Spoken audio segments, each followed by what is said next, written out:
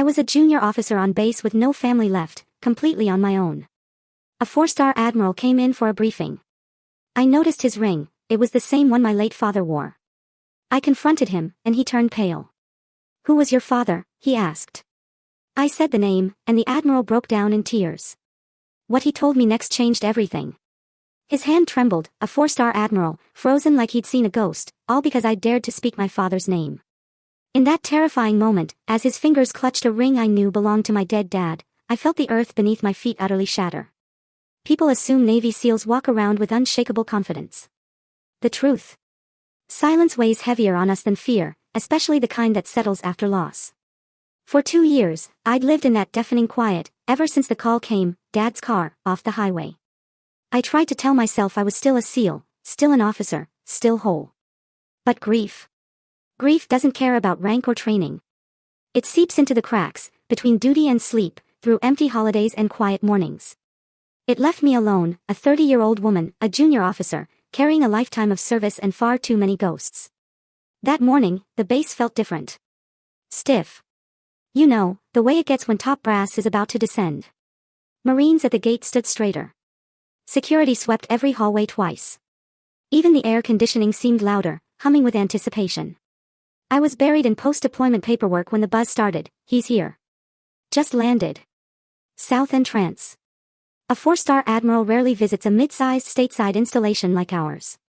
Whatever he was here for, it wasn't routine. I wasn't even supposed to be in his orbit, but fate, or something far bigger, put me in that hallway just as he walked by. And the first thing I noticed wasn't his uniform, or his ribbons, or the aura of command that shielded him. It was his left hand. Specifically, the ring. A thick, heavy navy ring, custom-carved trident, polished edges, a deep blue center stone. My father's ring. His exact ring. A one-of-a-kind piece he designed with a jeweler friend in his final years of service. He wore it every single day. And when he died, they told me it was never recovered from the wreck. Seeing it again. It nearly knocked the air out of my lungs. I just stared, not breathing, heart slamming against my ribs. You couldn't just find that ring. Anyone wearing it had to be deeply, personally linked to my dad. I tried to swallow the shock, but then he looked up. Our eyes met. Maybe he saw the confusion on my face. Maybe he recognized something of my father in me. Because for a split second, his expression changed. Not the polite, unreadable calm of a flag officer, but something raw. In that moment, I didn't care about protocol. I didn't care that I was a lieutenant commander and he was a 4-star. I had to know. So when the briefing broke and he stepped into the hallway, flanked by his aides, I walked straight towards him. "Admiral," I said, my voice steady even though my hands felt like ice. "May I ask about your ring?" He paused mid-stride. His aides kept walking, assuming he'd follow, but he didn't. He turned slowly, studying my face as if searching for a forgotten memory. "This?" he asked quietly, lifting his hand. "Yes, sir," I replied. "That ring is familiar." He looked at me for what felt like an eternity. Then something in him shifted. His shoulders tensed. His jaw clenched. His pupils narrowed, like a man bracing for impact. "Who was your father?" he asked, almost a whisper. The hallway seemed to stretch for miles. The fluorescent lights hummed louder. My throat tightened, but I forced the words out, "Master Chief Aaron Hale." For 2 seconds, nothing. Then his face, it fractured. A mix of grief, shock, and a dangerous flicker of guilt. He took a step back, gripping the ring as if it might burn him. "No," he breathed. "Dear God, not you. You're his daughter." The world tilted. He removed his hat, his hands shaking. 4-star admirals don't do that in hallways. His voice broke, the sound of a man carrying a weight he'd never intended to reveal. "Lieutenant Commander, we can't talk here. We need privacy. Now." And that's when I knew. He wasn't just surprised. He was terrified. Of what? Of me? Of the past? Of the truth? I didn't know yet. But that ring, that look in his eyes, the crack in his voice, my father's death wasn't an accident. And nothing in my life would ever be the same. When a 4-star admiral asks you to follow him in private, you don't hesitate. At least, not outwardly.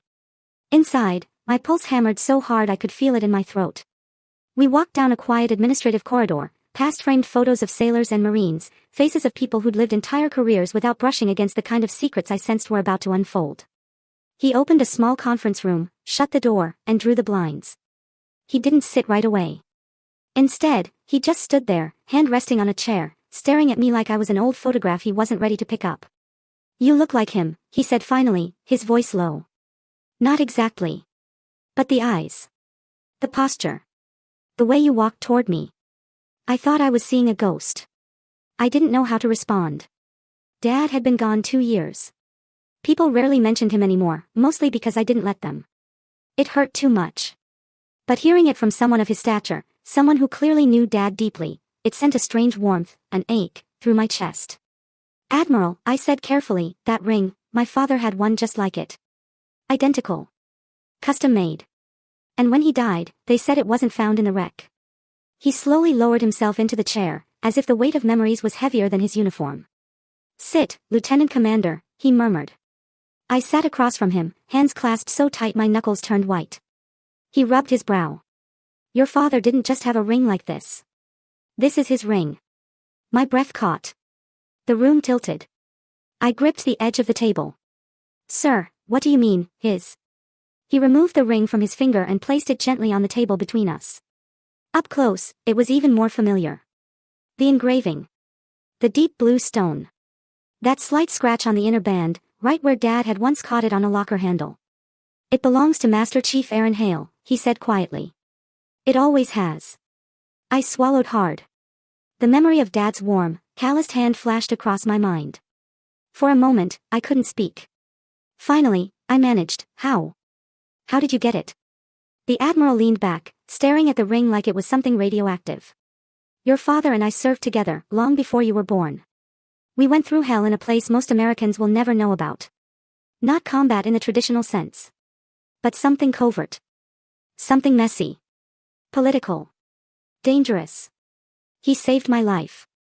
He paused, his eyes losing focus as if reliving the moment. "When we made it out, we designed 2 matching rings.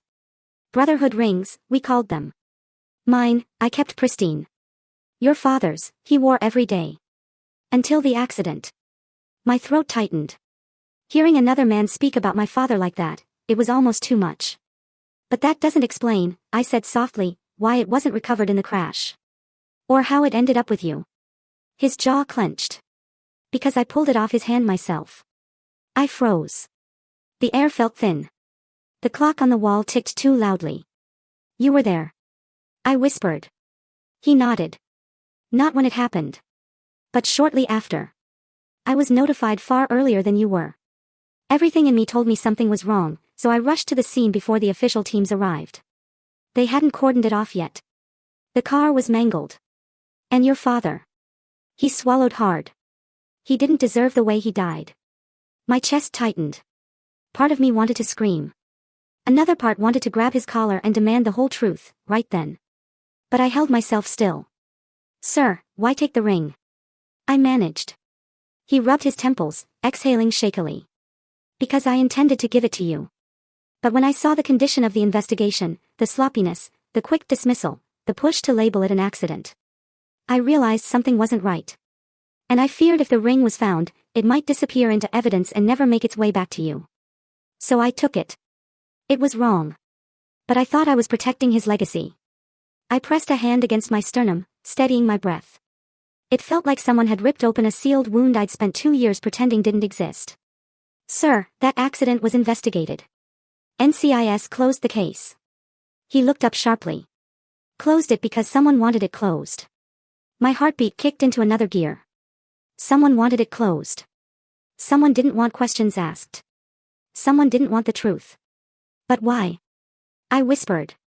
He hesitated. A long, painful hesitation that told me he was fighting something inside himself. Guilt, fear, loyalty. I couldn't tell. "You deserve the truth," he said finally. "But it won't be easy to hear. Your father, he was involved in something, just before he died. Something that put him in conflict with people who had power. Real power. He didn't tell you because he wanted to protect your career." I felt my breath catch. "Protect my... What do I have to do with any of this?" The Admiral looked straight into my eyes, and the sorrow there made my skin prickle. More than you know. My pulse hammered in my ears. The room felt too small, too bright, too quiet. What are you saying? I demanded. He lifted the ring again, holding it between us like a symbol of everything he'd kept buried. Lieutenant Commander, your father didn't die because of an accident. He died because he refused to let someone ruin your future. A chill swept through me, from the base of my spine to the top of my scalp. My father died protecting me. The Admiral slid the ring toward me with trembling fingers. There's more. A lot more. And I'm going to tell you, but you need to prepare yourself. Your father was a man of honor, and he paid the price for it. I stared at the ring, my father's ring. And for the first time since his death, I felt something shift inside me. A mixture of rage, grief, and purpose. Tell me everything, I said. And the Admiral closed his eyes, bracing himself for the confession that would change the course of my life. He didn't start talking right away. For a moment, the Admiral just sat there, elbows on the table, hands folded over his mouth, as if trying to hold the words in. I'd seen battle-hardened operators freeze before jumping out of a plane or breaching a door. This was the same look, only now it was about memory, not bullets. You know your father's record, he said finally. You've read the citations. Silver Star. Bronze Star. Commendations. He gave a short, humorless breath. But you don't know the story behind them. Not all of it. My father didn't talk about himself, I said. Sounds like him, the Admiral muttered. He always thought bragging was a waste of air. We were young then, he said. Different Navy. We ended up on a mission together, the kind they don't put in history books. Your father wasn't even supposed to be there. He volunteered. And the LP went sideways. He paused. I was the one who froze up. Not him. I stared at him. A 4-star admitting that to a junior officer. I never expected to hear it. There was a hostage situation in a foreign port, he went on. Narrow streets. Bad intel. Bad weather. I made a bad call, walked us into a kill box. Your father dragged me out of it. I'd taken shrapnel, couldn't move my leg. He got me to cover, patched me up, then went back in to finish the job. His fingers tapped the table. He took down 3 men, secured the hostages, got everyone home. I got the public credit. He got the scar tissue. After that, we weren't just colleagues. We were family. We had those rings made afterward, the Admiral said, tapping the band between us. We told ourselves if either of us ever forgot who we really were, what mattered, that ring would remind us. He looked at me again. Your father never forgot. Even when it cost him. I swallowed. Cost him what, sir? His gaze hardened. His life. The room grew very still. I'm not going to sugarcoat this, the Admiral said. 2 years ago, your father started poking around a series of contracts tied to this base and a few others. Maintenance gear. Training programs. On paper, everything looked fine. Too fine. Numbers a little too round. Results a little too perfect. He had an eye for that. Yes, he did, I murmured. My father could sense dishonesty in a heartbeat. He started asking questions, the Admiral went on quietly. At first, he spoke to a few supply chiefs, a few warrant officers. Some brushed him off. Others, let's just say they seemed nervous.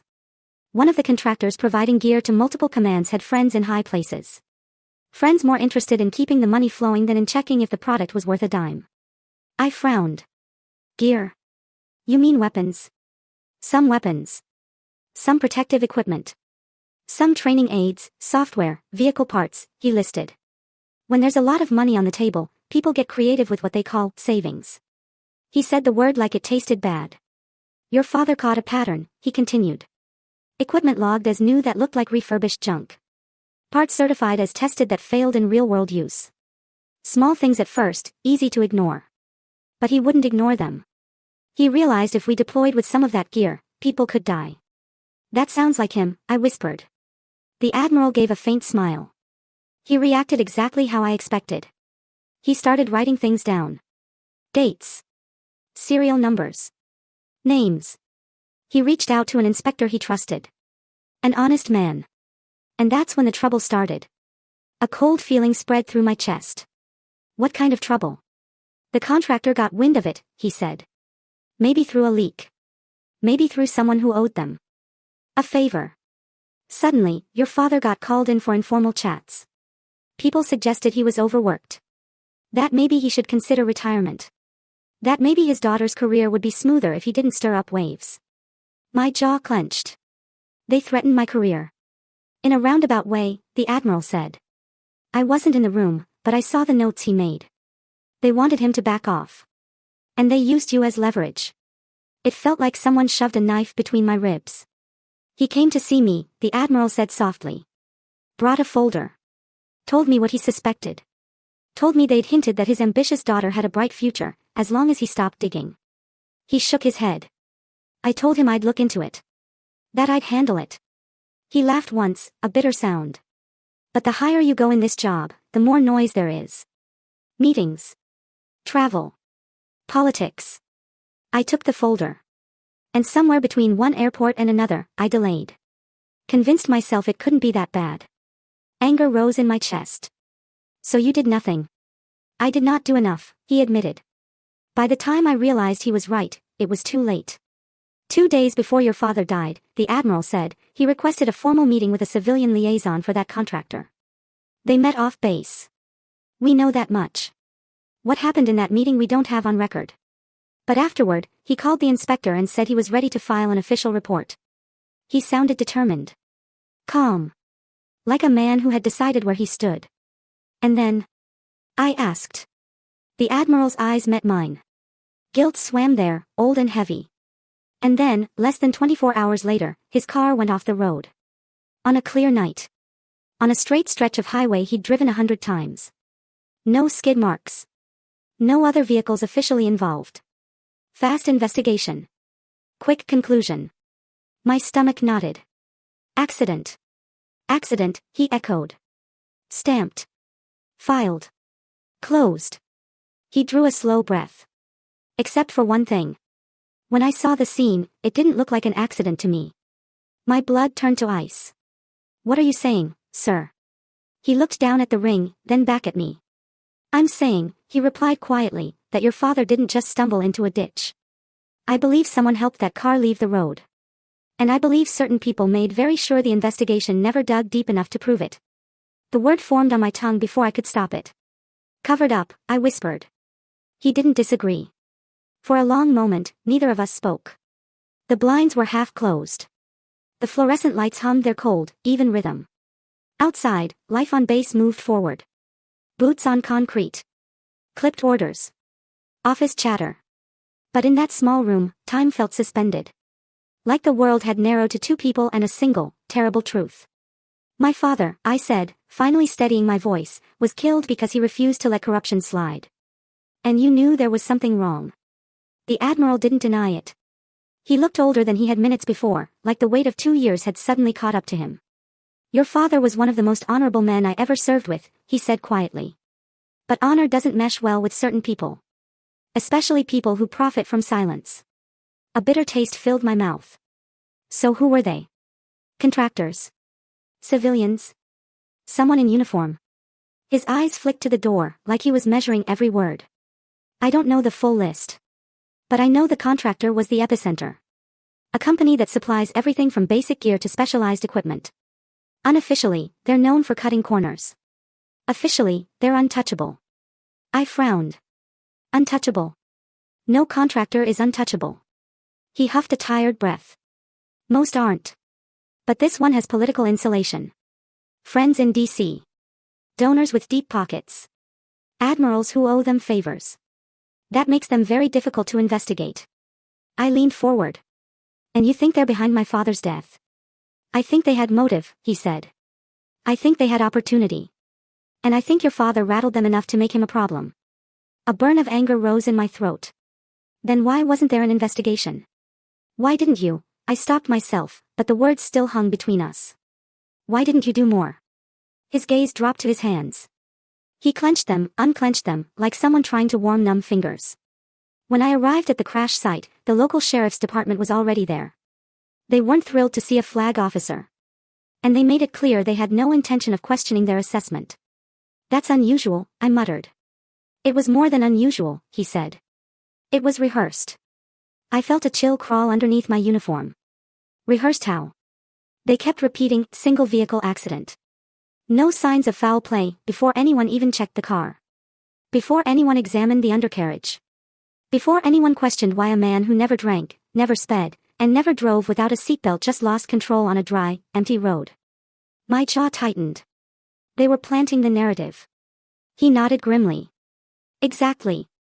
And NCIS, the case was referred to them, but the paperwork was a mess. Missing attachments. Incomplete photos. I reached out quietly, but by then the report was already filed. He paused. Everything about that investigation looked rushed, as if someone wanted it to disappear before a real investigator could lay eyes on it. My chest felt tight, hot. And you still waited 2 years to tell me. I was wrong, he said immediately. He didn't defend himself. Didn't hide behind rank. I thought maybe I was seeing ghosts. Maybe I was projecting guilt from that old mission onto something that was simply a tragedy. His voice cracked slightly.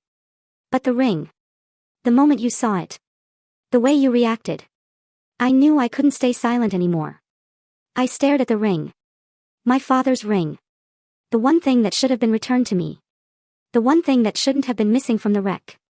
Suddenly, everything snapped into sharper focus. Someone removed the ring, I whispered. Someone wanted it gone. And someone wanted the truth buried, he replied.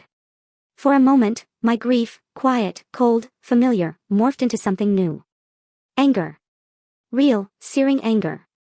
The kind that made the air feel sharp in my lungs. The kind that made my hands shake with purpose rather than pain. So what now? I asked. We just sit on this. The Admiral's eyes hardened with something like resolve. No. We're not sitting on anything. But we have to be smart. This isn't a fight you win by throwing punches. This is a fight you win by pulling the right threads. I'm listening, I said.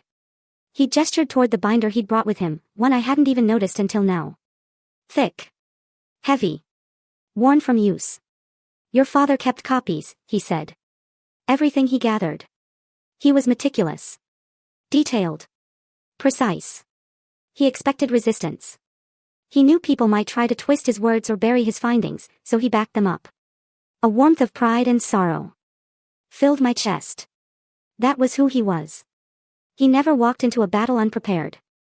The Admiral opened the binder, revealing pages of notes in my father's handwriting. Serial numbers. Purchase orders.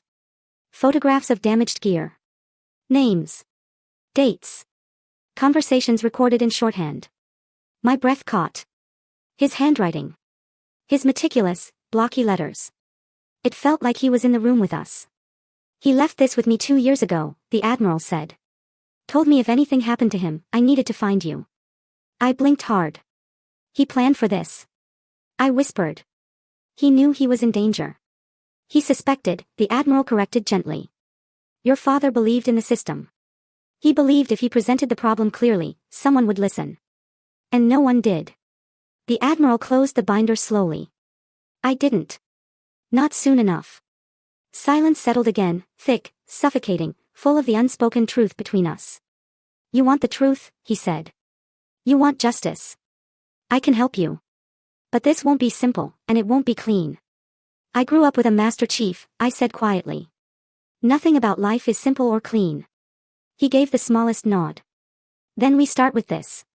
He slid the binder toward me. Your father's notes. His timeline. His evidence. You need to study it. Understand it. And then we go to the Inspector General. I felt something shift inside me then. A steady, grounding force. The grief that had weighed on me for years was still there, yes. But now it pulsed with direction, with purpose. For the first time since his death, I had something resembling solid ground beneath my feet. I touched the binder. My voice was steady. If he died protecting the truth, then I'll finish what he started. The Admiral's jaw tightened with solemn approval. Then brace yourself, Lieutenant Commander. Because once we start this, there's no turning back. I don't know how long I sat there with the binder in front of me. Minutes. An hour. Time felt like it was dripping rather than moving, each second sinking deeper into the space between grief and purpose. The Admiral waited in silence, hands folded, eyes lowered, giving me room to breathe, or maybe giving himself the same. Finally, I opened the binder. The first page wasn't notes or reports. It was a picture. A photo I'd never seen. My father, younger, standing beside the admiral on some dusty foreign road. Both of them sunburned, bruised, and grinning with exhaustion. Arms slung around each other's shoulders. Camouflage faded from wear. Gasoline stains on their sleeves. That kind of grin only existed between people who survived something together. My throat tightened. The admiral watched me quietly. He kept that photo, he said. Always. I flipped the page. Beneath the photo were my father's unmistakable handwriting, the letters sharp and deliberate. For my daughter, if she ever needs the truth. A shiver passed through me. He'd known. Not what would happen, but that something might. And he prepared for it. I turned to the next section. Rows of serial numbers paired with notes about training accidents, malfunctions, near-fatal failures. He documented each incident, dates, exact equipment used, the connection to the same contractor. This is enough to raise questions, I said quietly. Enough for an inquiry, but not enough to prove murder. The admiral nodded. No. But it's enough to show motive. And motive mattered. I kept flipping through pages. Photos of cracked gear. Shattered components that shouldn't have shattered. Communication devices that had been tested and documented as fully operational, despite obvious defects. Eventually, halfway through the binder, I reached a single sheet of paper. Thicker. Older. Folded once. I unfolded it carefully. It was a letter in my father's handwriting. The date at the top was the day before he died. I glanced at the admiral. Did you read this? He nodded once, regret shadowing his expression. I wasn't sure if I had the right, but I suspected it might help you someday. I took a breath and began reading. If you're reading this, something has gone wrong. I hope I'm wrong. God, I hope so. But just in case, there's something I need you to know. They threatened you. My hands trembled. I forced myself to keep reading. Not directly. They're too smart for that. But they made it clear your future depended on my silence. They want the contracts. They want the money. They want men in uniform to keep quiet and fall in line. My chest grew tight. I would rather die than let them touch your career. So I'm choosing to move forward anyway. Not because I'm brave, but because I raised you to become better than me. And that means standing up, even when it costs you. My breath hitched. He had known. He had known exactly what kind of danger he was stepping into. If anything happens, don't blame yourself. Don't let them break you. And don't let the truth die with me. You are my greatest pride. Live with honor. Finish what I started. Dad. The final word felt like a weight pressed against my heart. Dad. A title bigger than any rank, one I hadn't heard in too long. I lowered the letter, slowly wiping my eyes with the back of my hand. The admiral looked away, giving me a moment. He wrote that for me, I whispered. He trusted you, the admiral said gently. He believed you'd carry on what he couldn't. I swallowed. The grief was sharp and raw, but edged with something steadier now, determination. But there's still one thing I don't understand, I said. If he had all this evidence, these notes, this letter, why didn't he bring it straight to you sooner? Or to NCIS? Why meet with that contractor alone? The admiral let out a breath that sounded like it had been trapped inside him for years. Because he thought he could reason with them, he said. Your father always tried to give people a chance to do the right thing. He believed in the system. He believed in integrity. And he believed if he confronted someone face to face, they'd feel the responsibility of their actions. I shook my head. That was naive. No, the admiral said firmly. That was who he was. He believed courage meant standing in front of a man and telling him the truth directly. And he did. But the people he confronted weren't men of honor. And that got him killed. The admiral didn't argue. Instead, he leaned forward, his voice lower. There's something else you need to know. The contractor representative he met that night, the one he confronted, wasn't just a businessman. He had connections. Governmental. Political. He's protected. And he's dangerous. Then we expose him, I declared. We will, he said. But to do that, we need more than the notes. More than the letter. I frowned. What else? Your father recorded that meeting. My pulse jumped. Recorded it? How? He nodded. He wore a micro-recorder in his jacket, something only a handful of people would even recognize. He told me once he'd only use it if he felt truly threatened. I leaned in. Where is it? That, the admiral said with a heavy exhale, is the problem. It disappeared from the crash site. It was never logged. Never mentioned. Cold dread washed over me. Someone took it. Someone who didn't want it found, he said. Which means it still exists. And if we find it, it proves everything. And destroys everyone involved, I finished. I closed the binder. My father's letter still trembled in my hands, warm from my touch. If they killed him to bury the truth, I said quietly. Then I'm going to dig until I find every piece they tried to hide. The admiral met my eyes. Then we move forward. Carefully. Deliberately. Together. Where do we start? I asked. He pointed at the letter with his last words. I looked down at the shaky, inked lines. The final message from the man who raised me, protected me, and ultimately gave his life for me. Finish what I started. My resolve settled like steel. I will, I whispered. I swear it. The days that followed felt like walking through fog, thick, quiet, tense. Yet every step was deliberate. I carried my father's binder everywhere, tucked in a plain black laptop sleeve, so it looked like nothing more than routine paperwork. In truth, it was a bomb. A silent, heavy device, filled with fuses. Each page, another spark waiting to ignite. The admiral and I didn't meet openly again for a while. Instead, he arranged small windows of time under the guise of routine administrative tasks. 5 minutes in a hallway. A quick stop outside logistics. A folded note left inside a sealed envelope. He was cautious. Methodical. And I followed his lead. This kind of corruption doesn't crumble when you shout at it, he said one morning as we crossed paths near the quarterdeck. It crumbles when you build pressure quietly, until the people holding it up feel the walls shift beneath them. I understood. Revenge is loud. Justice is patient. And justice, in the end, would be louder. The first step was recreating my father's trail. Every signature.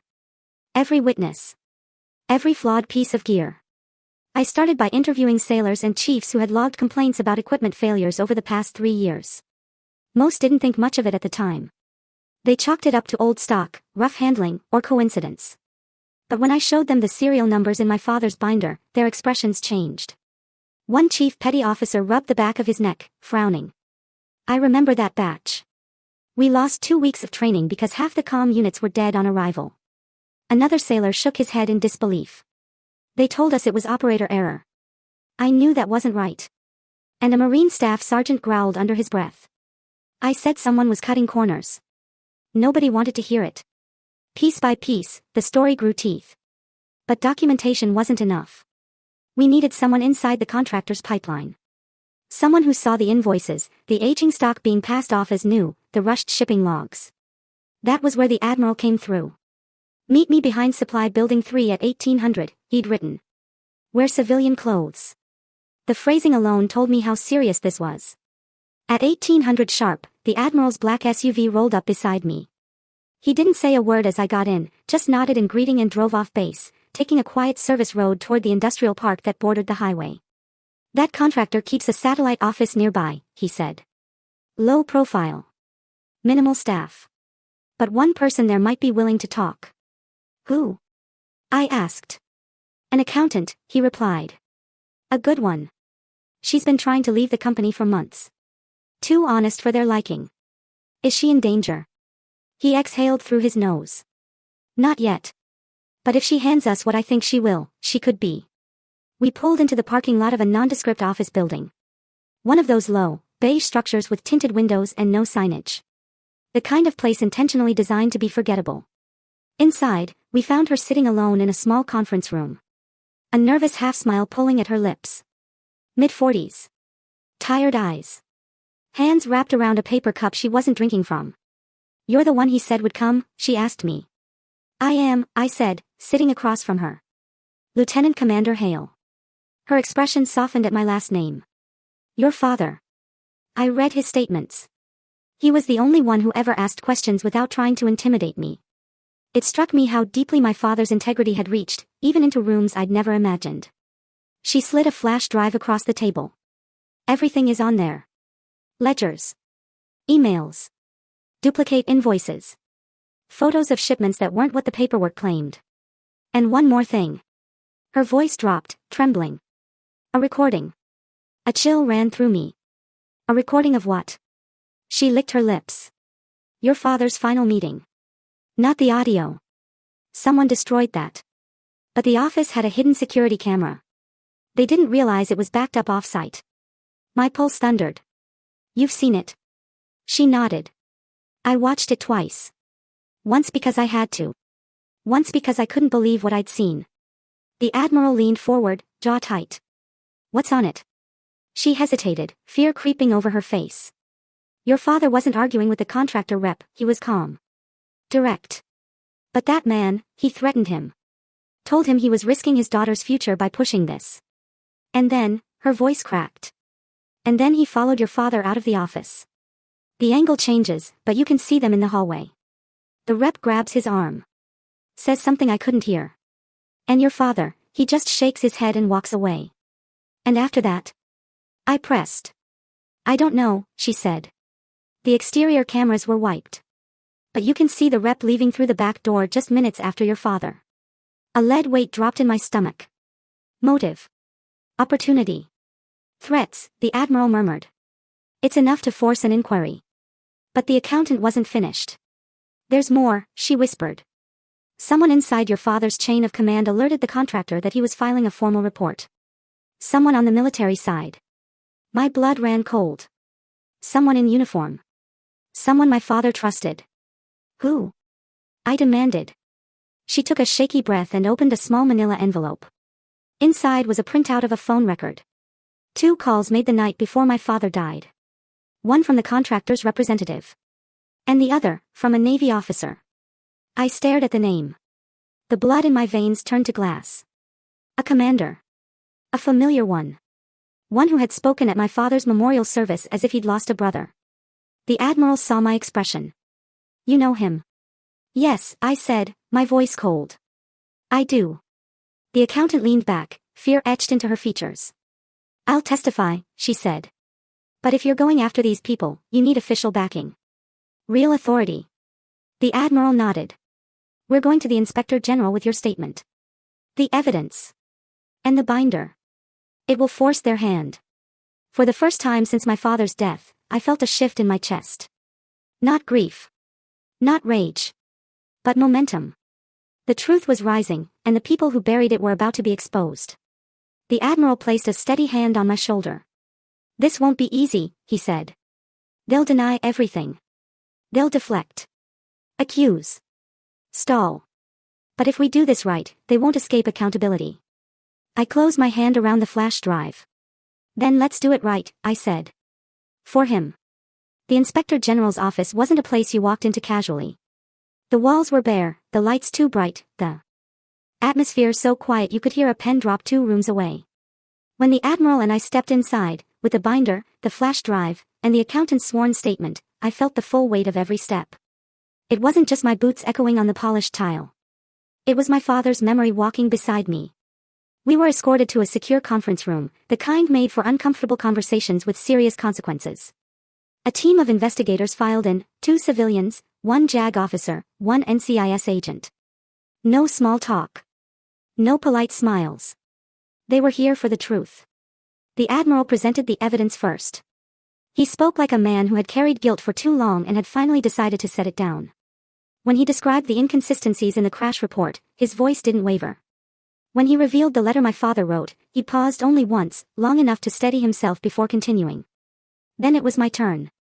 I laid out everything, the defective equipment, the sailors and Marines I'd spoken with, the pattern of manipulation, the threats, the contractor rep following my father out of the building, the phone call from the officer who had betrayed him. My voice stayed steady, but inside I felt something burning, a steady flame I hadn't had in 2 years. When we finished, the room went silent. The NCIS agent finally spoke. Lieutenant Commander, this is substantial. And it's damning. We'll open a full investigation immediately. The JAG officer added, and the officer who leaked to the contractor. He will be subpoenaed. If he cooperated in suppressing a report, he'll face charges. I didn't breathe until those words hit the air. The truth was finally moving forward. The admiral exhaled, a sound so quiet most people would have missed it, but I didn't. It carried 2 years of guilt, finally breaking open. The investigators asked us not to discuss details with anyone. We agreed. As we left the building, the admiral stopped just outside the glass doors, the sun casting a thin beam across the courtyard. "You did well in there," he said. "So did you," I replied. He looked away, hands clasped behind his back in that formal, absent-minded way flag officers do when they're lost in their own thoughts. "Your father would be proud." The words hit me harder than I expected. "You think so?" "I know so," he said. We stood there a moment longer before he reached into his pocket. When he turned back, he was holding something I'd stared at on that conference table days earlier. My father's ring. "I kept this longer than I should have," he said softly. "Not because I wanted it, but because I couldn't face what it meant." I swallowed. "And now?" "Now," he said, "it belongs where it always should have been." He extended his hand. I hesitated. Not because I didn't want it, but because taking it meant accepting something bigger than proof or evidence. It meant accepting the story behind it. The story he had hidden. The guilt he had carried. The truth my father had died for. Slowly, I held out my palm. The admiral placed the ring into my hand with the care of someone lowering a flag. The gold felt warm, solid, alive. I curled my fingers around it. "Thank you," I said, my voice barely more than a whisper. "No," he replied. "Thank your father. He never stopped fighting for what was right, even when the people around him didn't deserve that kind of loyalty." A gust of wind swept across the courtyard, and for a second, the air smelled faintly like engine oil and old leather. My father's scent, after long days in the workshop behind our house. I closed my eyes, letting the memory settle deep inside me. When I opened them, the admiral was studying me with a look I couldn't quite name. "You remind me of him," he said. "Not just in how you look. In how you stand. In how you carry your burdens. The world needs more officers like that." I nodded, unable to speak. The investigation unfolded over the next month. Quietly at first, then with the force of a wave gathering speed. Subpoenas were issued. Bank accounts examined. Emails seized. The contractor rep was arrested. The officer who betrayed my father confessed under pressure from NCIS, but attempted to frame his involvement as misjudgment. Nobody bought it. Eventually, the Inspector General published a formal report. Fraud. Bribery. Coercion. Suppression of whistleblower complaints. Negligence leading to loss of life. My father's name was vindicated. His warnings were validated. His integrity was restored. At the ceremony where the Navy formally acknowledged his sacrifice, I stood in uniform, the trident gleaming under the auditorium lights. The admiral delivered the speech. Not as a 4-star, but as a man who once owed his life to the Master Chief he failed to protect. "He was a brother to me," the admiral said, his voice thick with emotion. "And his courage lives on in the daughter who finished the fight." He looked toward me, his eyes shining. I touched the ring in my pocket. Later that night, I drove to my father's grave site. The grass was trimmed neatly. A small American flag fluttered against the headstone. I knelt down, tracing the letters of his name with my thumb. "I did it," I whispered. "I finished what you started." A breeze rustled the trees. Call it coincidence, call it faith, call it memory, but it felt like an answer. Not in words, but in the quiet assurance that he was still with me. I slipped the ring onto a thin chain and placed it around my neck. It rested over my heart. Heavy. Grounding. Exactly where it belonged. As I rose to leave, I looked at the sunset reflecting off the marble crosses and granite stones around me. Rows of men and women who served with honor. Rows of stories. Rows of sacrifices. And I thought about all of us, the ones who carry burdens, the ones who fight for truth, no matter how long it takes. If you've ever carried a hurt that felt too heavy, or a truth that felt buried too deep, don't ever give up. Find your purpose. Finish what needs to be started.